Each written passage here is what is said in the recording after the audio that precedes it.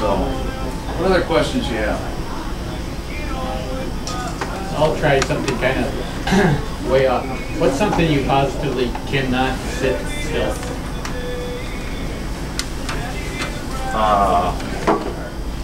Raising taxes when we don't have a revenue problem, we have a spending problem. I mean, I just, it's ridiculous. It's absolutely ridiculous that we continue to spend. And they say, well, who are you going to cut? Well, sometimes, you know, tough love. Sometimes you have to say, can't do that program anymore.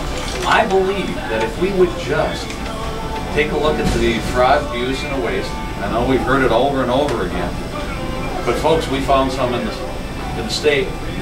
Just by accountability, you're going to change how a department allocates its money. And then you start taking a business look at it and say, what's the return on this investment? Are we getting any kind of return? And if you can't say that we're getting a return, then why are we doing it? I think we have to change some of the way that we treat unemployment.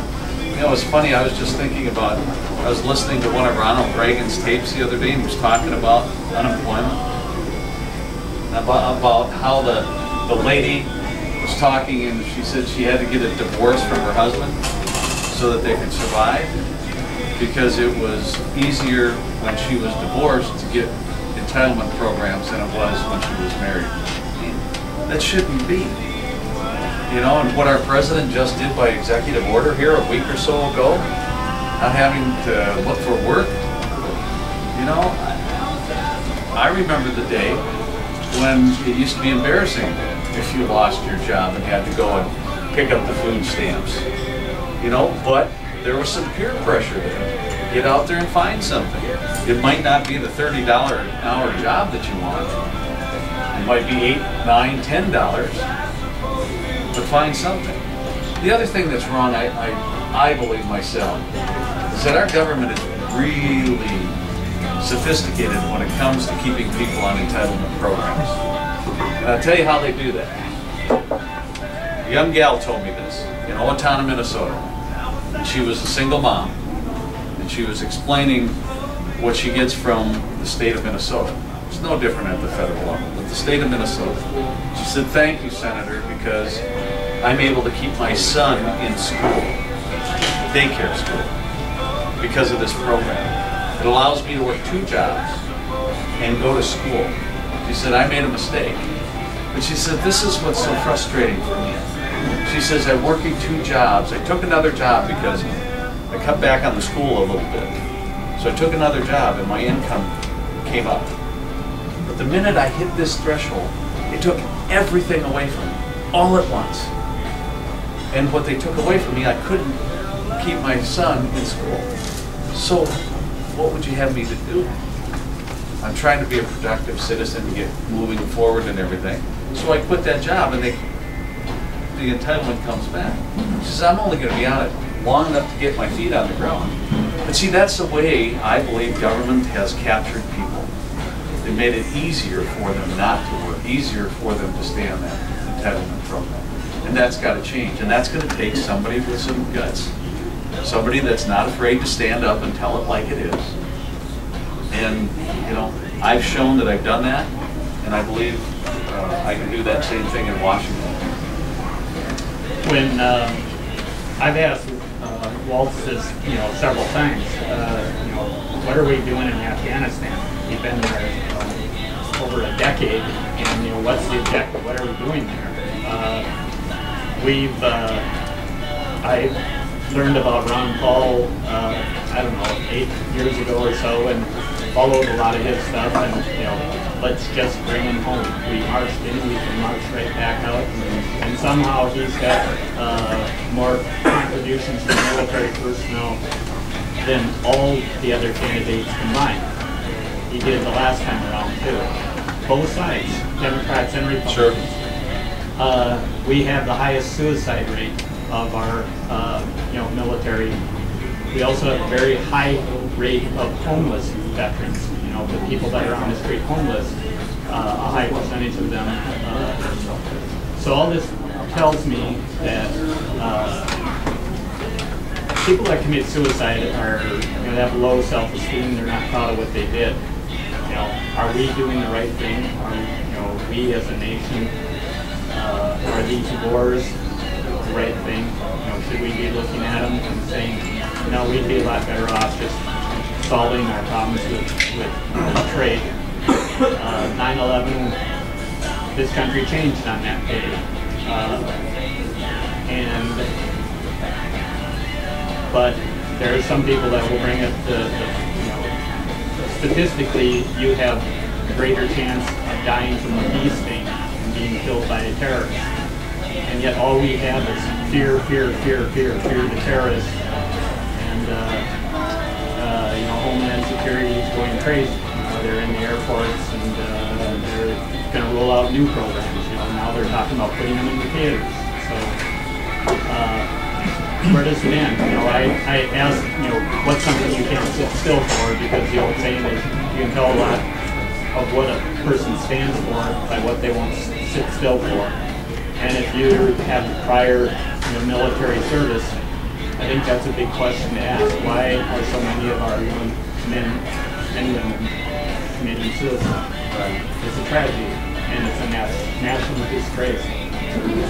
Well, and I know I've served and met with General Nash many times just here in the state of Minnesota, where our unemployment for the military guys is about 26%.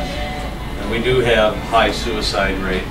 A lot of that is not an overabundance of those coming back, but it's those that are having problems, those soldiers having problems in their home, that are unemployed, and they have nowhere to turn. And I do know Minnesota is being touted as the place to look when it comes to working with the returning vets and the soldiers here. We have a great support group. But you're right. You know, when we start taking a look at our involvement overseas, I think it's an incident by incident situation. But I think, you know, coming close, I think our policy has to be somewhat of, I don't like the thought of getting involved in a civil war like Syria. That's a civil war, folks. I mean, that's their business. However, I think we have to be very careful when it starts, when there's spill out into other countries, or if you have an aggressor country coming in. I think we have somewhat of an obligation to, you know, flex our muscle. But, you know, we have technology. I don't know. To me, our technology is so great. Why are we sending all the troops over there? When we can put things in drones now, we have what China just, what was that robot that they just announced that they had? I can't remember. It's brand new and I haven't read up on it. But, you know, we have all this. We have tractors that can turn, can plant corn and turn and go back and plant again. You know, I just think we have to be very, very cautious. And I know what you mean about giving, because I think about my dad. He was over World War II, taken prisoner on Anzio Beach. Was in a prison camp, then came home. Was in Korea, and then came home. Hated it. Hated everything about sending troops. Saw things that some of us never have seen. Hated it. But you know what? He says, we cannot stop protecting our freedoms. And that's important. What we're doing right here today now is part of our freedoms. And so how do you judge, you know, what affects your freedom?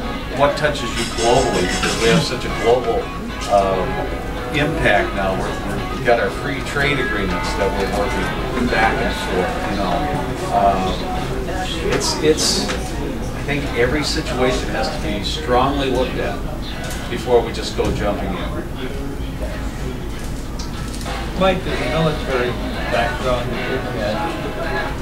It seems to me, and I've heard this from some people who've been there and back, if the military could do their job without the politicians telling them not to,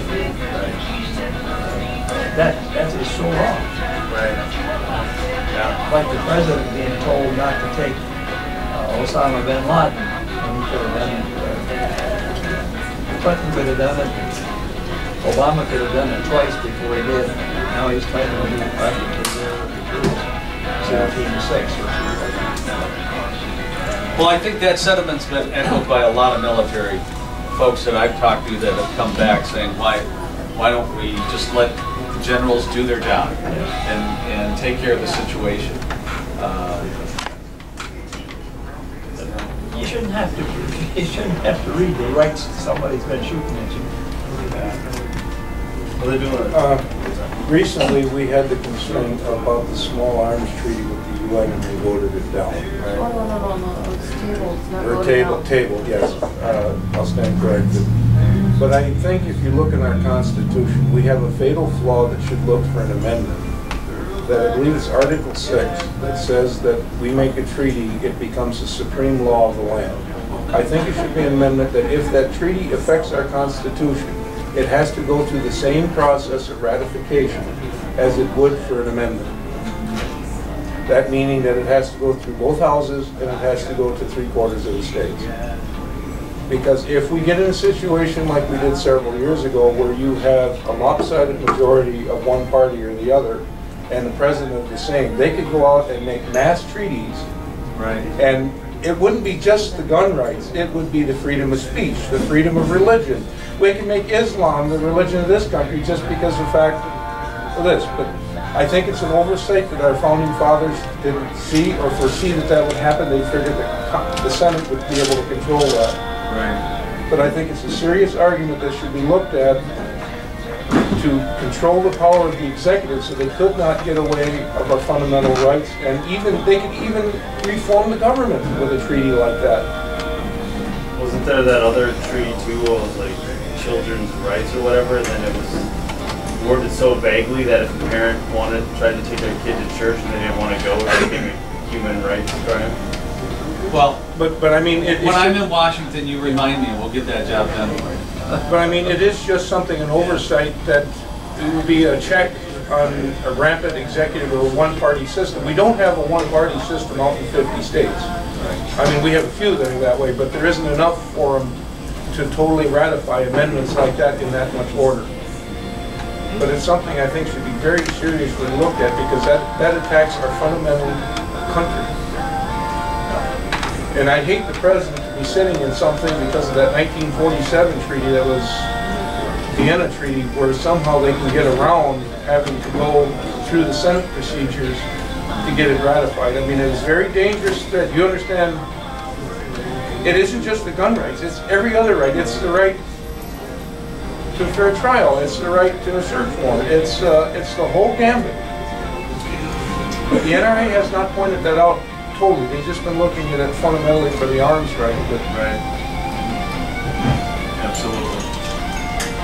If you don't get control of the Senate, how are we going to get anything? I mean, like, Boehner's been in charge for 3 years now, really, we're not getting anything done.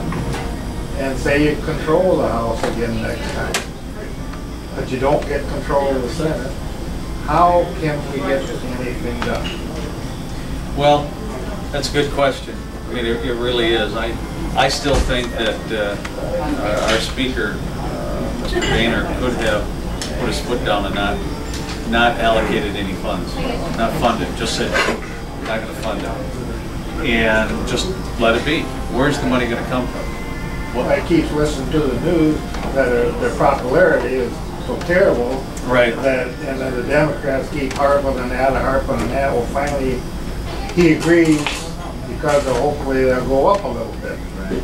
Well, I still say you've got to have some statesmen that are willing to do what's good for the citizens instead of just what's good for the party.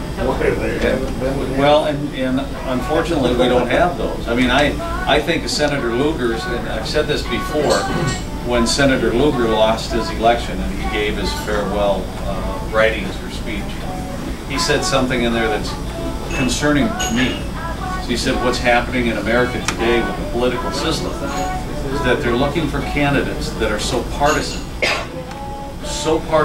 they have no intent ever to work with the other side. You know, there was one time, you know, I kind of thought, yeah, it would be fun be able to do that. But then when you get into a position like a chairmanship,